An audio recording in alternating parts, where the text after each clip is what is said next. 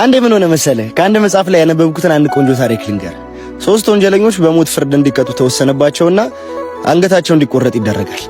3ቱም ለፍርድ አንገታቸው ወደሚቀላበት ቦታ ላይ ይደርሳሉ። መጀመሪያ ላይ እንዲገደል የተወሰነበት ሰውዬ ሃይማኖተኛ ሰው ነበር። ሁለተኛው ሰው ደግሞ የሕግ ባለሙያ ነበር። ሶስተኛው ሰው ደግሞ የፊዚክስ ባለሙያ።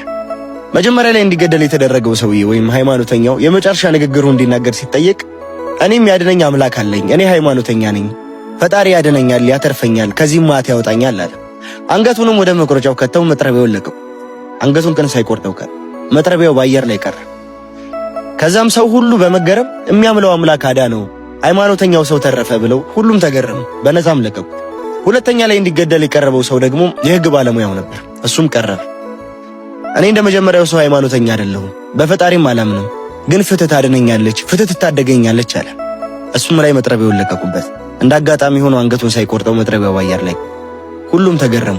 ፍትህ ነፃ ወጣችሁ፣ ፍትህ አዳነችው አሉ። እሱንም በነፃ ለቀቁ። ሶስተኛ ላይ የቀረበው ግን የፊዚክስ ባለሙያው ሁሉም ላይ ተሳለቀባቸው፣ ሳቀባቸው።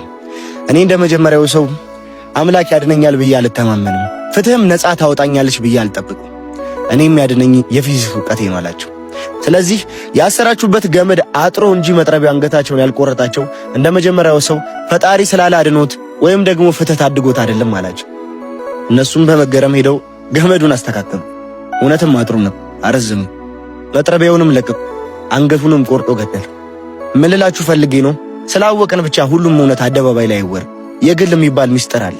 ሁላችንም መደበቅ ያለብንን ነገር መደበቅ እንለማመድ። አንዳንዴ አደባባይ ላይ ሁሉን እውነት ስንናገርና አወቅን ብለን ስናወራ ብዙ ጠላት አለንና ሊያስገድለን ይችላል። ሚስጥር ጠባቂ ነው። እውነትን አደባባይ ላይ ሳይሆን ለራሳችን እንንገር። ወዳችኋለሁ።